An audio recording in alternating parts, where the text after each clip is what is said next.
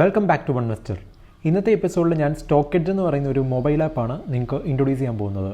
StockEdge എന്ന് പറയുന്ന ഈ മൊബൈൽ ആപ്പ് ഞാനത്ര ഫ്രീക്വൻ്റ് ആയിട്ട് യൂസ് ചെയ്യുന്നില്ല. കാരണം ഇതിൻ്റെ ഓൾട്ടർനേറ്റീവ് ഒക്കെ തന്നെയാണ് മണി കൺട്രോളും investing.com ഒക്കെ. ഇത് ഞാൻ കണ്ടുപിടിച്ചതെന്ന് പറഞ്ഞാൽ ഞാൻ ട്വിറ്ററിൻ്റെ അകത്ത് ഒരാൾ FIIസിൻ്റെയും DIസിൻ്റെയും ആക്ടിവിറ്റി ഷെയർ ചെയ്തപ്പോഴത്തേക്ക് അത് ഏത് സൈറ്റിൽ നിന്ന് എടുത്താണെന്ന് ഞാൻ ചോദിച്ചപ്പം പുള്ളി തന്ന ആപ്പാണ് ഈ StockEdge എന്ന് പറയുന്ന ആപ്പ്. ഇതാണ് StockEdge ആപ്പിൻ്റെ ഹോം സ്ക്രീൻ എന്ന് പറയുന്നത്. സോ ഇതിൽ നിങ്ങൾക്ക് കാണാൻ പറ്റും ഇതിൻ്റെ അകത്ത് കുറേ ഓപ്ഷൻസ് ഉണ്ട്. ആക്ച്വലി മണി കൺട്രോൾ പോലെ തന്നെ ഇതിൻ്റെ അകത്തും കുറേ ഫീച്ചേഴ്സ് ഉണ്ട്. പക്ഷേ എല്ലാം ഒന്നും ഞാൻ യൂസ് ചെയ്യുന്നില്ല. ഞാൻ യൂസ് ചെയ്യുന്ന കുറച്ച് ഫീച്ചേഴ്സാണ് ഞാൻ നിങ്ങൾക്ക് കാണിച്ചു തരാൻ ഉദ്ദേശിക്കുന്നത്. അതിൽ ആദ്യത്തേന്ന് പറയുന്നത് ഞാൻ നേരത്തെ പറഞ്ഞ പോലെ തന്നെ FII DIA ആക്ടിവിറ്റിയാണ്. അത് ക്ലിക്ക് ചെയ്യുമ്പോൾ നിങ്ങൾക്ക് കാണാൻ പറ്റും FIIസിൻ്റെയും DIസിൻ്റെയും ഡെയിലി ആക്ടിവിറ്റിയും അതുപോലെ മന്ത്ലി ആക്ടിവിറ്റിയും അതുപോലെ ആനുവൽ ആക്ടിവിറ്റിയും. ഈ ഒരു രീതിയിൽ ഞാൻ വേറൊരു സൈറ്റിൽ ഞാനിങ്ങനെ പ്രസൻറ്റ് ചെയ്തിരിക്കുന്നത് കണ്ടിട്ടില്ല. അതുകൊണ്ടാണ് ഞാൻ ഈ ഒരു ആപ്പ് ഞാൻ ഡൗൺലോഡ് ചെയ്തത്. സോ നിങ്ങൾക്ക് സ്ക്രീനിൽ നോക്കുമ്പോൾ കാണാൻ പറ്റും FIIസിൻ്റെ ഡെയിലി ആക്ടിവിറ്റിയാണ് ഈ കാണിച്ചിരിക്കുന്നത്. അതിപ്പോൾ നമ്മൾ മന്ത്ലി ക്ലിക്ക് ചെയ്യുകയാണെങ്കിൽ മന്ത്ലി ആക്ടിവിറ്റി അതിൻ്റെ അത് കാണിക്കും. ഇപ്പം ഇയർലി ക്ലിക്ക് ചെയ്യുകയാണെങ്കിൽ ഇയർലി ആക്ടിവിറ്റി അതിൻ്റെ അത് കാണിക്കും. അപ്പം അതുകൂടാതെ നമ്മൾ DIയിൽ ക്ലിക്ക് ചെയ്യുകയാണെങ്കിൽ DIIസിൻ്റെ ആനുവൽ ആക്ടിവിറ്റിയാണ് ഈ കാണിച്ചിരിക്കുന്നത്. സോ നമുക്കിപ്പോൾ കമ്പയർ ചെയ്യണമെന്നുണ്ടെങ്കിൽ ഈ ടാബ് അങ്ങോട്ടും ഇങ്ങോട്ടും സ്വിച്ച് ചെയ്താൽ മതി. നമുക്കപ്പം കമ്പയർ ചെയ്യാൻ പറ്റും DIസും FIIസും ഒരു വർഷം വാങ്ങിക്കുവാണോ വിൽക്കുവാണോ ചെയ്തതെന്നുള്ളത്. StockEdgeൻ്റെ മറ്റ് രണ്ട് ബേസിക് ഫീച്ചറാണ് ഇൻഡിസസും സെക്ടേഴ്സും. അതിൽ ഇൻഡിസസ് ക്ലിക്ക് ചെയ്യുമ്പോഴത്തേക്ക് നമുക്ക് NSE ആണ് സെലക്ട് ചെയ്തിരിക്കുന്നത്. സോ NSEയിലെ മെയിൻ ഇൻഡിസസിൻ്റെ എല്ലാം ഒരു ലിസ്റ്റ് കാണിച്ചിട്ടുണ്ട്. ഇപ്പോൾ BSE ക്ലിക്ക് ചെയ്യുമ്പോഴത്തേക്ക് BSEയുടെ മെയിൻ ഇൻഡിസസ് എല്ലാം അതിൻ്റെ അത് കാണിച്ചിട്ടുണ്ട്.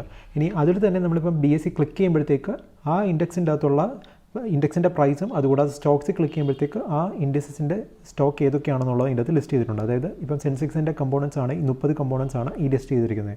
ഇനി അതുകൂടാതെ ടെക്നിക്കൽസ് കാണണമെങ്കിൽ ടെക്നിക്കൽസ് കാണാം, അതുപോലെ അപ്ഡേറ്റ്സ് കാണണമെങ്കിൽ അപ്ഡേറ്റ്സ് കാണാം.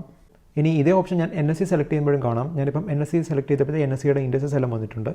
ഞാനിപ്പം Nifty 50 ക്ലിക്ക് ചെയ്തപ്പോഴത്തേക്ക് അതിൻ്റെ ഡെയിലി ചാർട്ടാണ് ഈ കാണിച്ചിരിക്കുന്നത്. അതിപ്പോൾ ഞാൻ 5 ഇയർ ചാർട്ട് വരെ അവൈലബിൾ ആണ്. അത് ക്ലിക്ക് ചെയ്യുമ്പം 5 ഇയർ ഡേറ്റ ഇതിൻ്റെ അകത്ത് അവൈലബിൾ ആണ്. ഇനി സ്റ്റോക്സ് ക്ലിക്ക് ചെയ്യുമ്പോഴത്തേക്ക് ഈ Nifty 50യിലുള്ള 50 സ്റ്റോക്സിൻ്റെ ലിസ്റ്റാണ് ഈ കാണിച്ചിരിക്കുന്നത്. അതിൻ്റെ അകത്ത് തന്നെ ഇപ്പം ഗെയിനേഴ്സ് കാണാം, ലൂസേഴ്സ് കാണാം, ഇങ്ങനെ നമുക്ക് സോർട്ട് ചെയ്യാനും പറ്റും. ഇനി ടെക്നിക്കൽസ് ക്ലിക്ക് ചെയ്യുമ്പോഴത്തേക്ക് ടെക്നിക്കൽ ഡേറ്റയാണ് കാണിച്ചിരിക്കുന്നത്. അതുകൂടാതെ ഫ്യൂച്ചേഴ്സ് ആൻഡ് ഓപ്ഷൻസ് ഡീറ്റെയിൽസും ഇതിൻ്റെ അകത്തുണ്ട്. ഇനി ട്രേഡേഴ്സിന് വേണ്ടിയിട്ട് സ്കാൻസ് എന്ന് പറഞ്ഞൊരു ടാബുണ്ട്. അതിൻ്റെ അകത്ത് ഒരു മാർക്കറ്റിൻ്റെ ട്രെൻഡ് കാണിക്കുന്നുണ്ട് ഫ്യൂച്ചേഴ്സ് ആൻഡ് ഓപ്ഷൻസ് ബേസ് ചെയ്തിട്ട്. അത് കഴിഞ്ഞ് അപ്ഡേറ്റ്സ് കാണിച്ചിട്ടുണ്ട്, അതിൻ്റെ അകത്ത് ന്യൂസ് കാണിച്ചിട്ടുണ്ട്, അതുപോലെ അനൗൺസ്മെൻറ്റും കോർപ്പറേറ്റ് ആക്ഷൻസ് ഒക്കെ കാണിച്ചിട്ടുണ്ട്. അത് കഴിഞ്ഞ് മൈ ടാർഗറ്റ് എന്ന് പറഞ്ഞൊരു ഫീച്ചറുണ്ട്. നമുക്ക് തന്നെ ഒരു ഇൻഡെക്സ് ആഡ് ചെയ്തിട്ടോ അല്ലെങ്കിൽ സ്റ്റോക്ക് ആഡ് ചെയ്തിട്ട് അതിനൊരു ടാർഗറ്റ് സെറ്റ് ചെയ്യാം. അപ്പോൾ ഇതിൻ്റെ നമുക്ക് അലേർട്ട് കിട്ടും. അതുപോലെ മറ്റൊരു ബേസിക് ഫീച്ചറാണ് സെക്ടേഴ്സ് എന്ന് പറയുന്നത്. സെക്ടേഴ്സിൽ ക്ലിക്ക് ചെയ്യുമ്പോഴത്തേക്ക് നമ്മുടെ ലിസ്റ്റഡ് കമ്പനീസിൻ്റെ ഒക്കെ ഡിഫറൻറ്റ് സെക്ടേഴ്സ് ഏതൊക്കെയാണെന്നുള്ളത് കാണിക്കും. അത് തന്നെ ഞാനിപ്പോൾ ഒരു ഇൻഡസ്ട്രി ക്ലിക്ക് ചെയ്യുമ്പോഴത്തേക്ക് ഇപ്പം ലോജിസ്റ്റിക്സ് ക്ലിക്ക് ചെയ്യുമ്പോഴത്തേക്ക് അതിൻ്റെ സബ്ബായിട്ടുള്ള ബാക്കി ലിസ്റ്റ് കാണിക്കും. ഞാനിപ്പം ലോജിസ്റ്റിക്സിൽ തന്നെ ഒന്നുകൂടെ ക്ലിക്ക് ചെയ്യുമ്പോഴത്തേക്ക് ആ ലോജിസ്റ്റിക്സ് ചെയ്യുന്ന കമ്പനീസിൻ്റെ ലിസ്റ്റാണ് കാണിക്കുന്നത്. അതുപോലെ ഞാനിപ്പം റിയൽറ്റിയിലാണ് ക്ലിക്ക് ചെയ്യുന്നതെങ്കിൽ റിയൽ എസ്റ്റേറ്റ് കമ്പനീസിൻ്റെ ലിസ്റ്റിൽ എനിക്ക് കാണാൻ പറ്റും. സോ അതിൻ്റെ അകത്തും എല്ലാ സ്റ്റോക്സിൻ്റെയും ഒരു ലിസ്റ്റ് കാണിക്കും.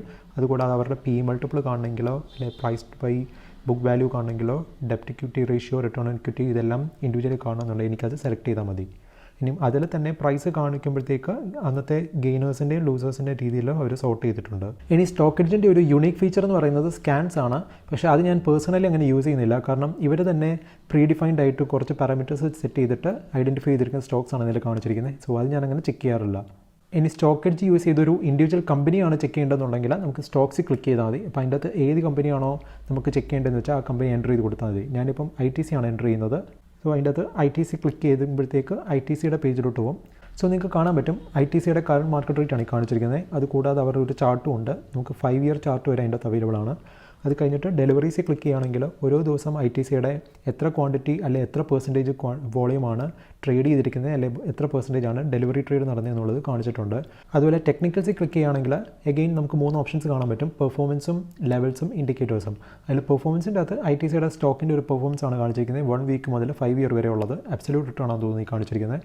അതിന് ലെവൽസിൽ ക്ലിക്ക് ചെയ്യുകയാണെങ്കിൽ ടെക്നിക്കലി ഉള്ള കുറച്ച് ഡീറ്റെയിൽസ് പിന്നെയും കാണിച്ചിട്ടുണ്ട്. പിന്നെ ഇൻഡിക്കേറ്റേഴ്സ് ആണെങ്കിൽ ടെക്നിക്കൽ ഇൻഡിക്കേറ്റേഴ്സ് ആണ് ഈ കാണിച്ചിരിക്കുന്നത്. ഇതൊന്നും ഞാൻ ആക്ച്വലി യൂസ് ചെയ്യാറോ ചെക്ക് ചെയ്യാറോ ഇല്ല.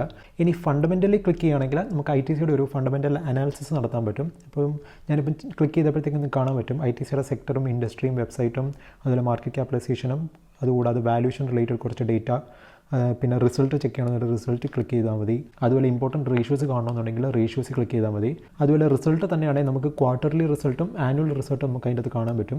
ഞാനിപ്പം ആനുവൽ സെലക്ട് ചെയ്തപ്പോഴത്തേക്ക് ലാസ്റ്റ് 5 വർഷത്തെ റിസൾട്ട് നമുക്ക് അതിനകത്ത് കാണാൻ പറ്റും. അതിൻ്റെ അകത്ത് ഈ ചാർട്ട് ക്ലിക്ക് ചെയ്യുമ്പോഴത്തേക്ക് നമുക്ക് സെലക്ട് ചെയ്യാൻ പറ്റും ഏത് വർഷത്തെ റിസൾട്ടാണ് ചെക്ക് ചെയ്യേണ്ടതെന്നുള്ളത്. സോ അതിനനുസരിച്ച് റൈറ്റ് സൈഡിൽ അത് റിഫ്ലക്റ്റ് ചെയ്യും.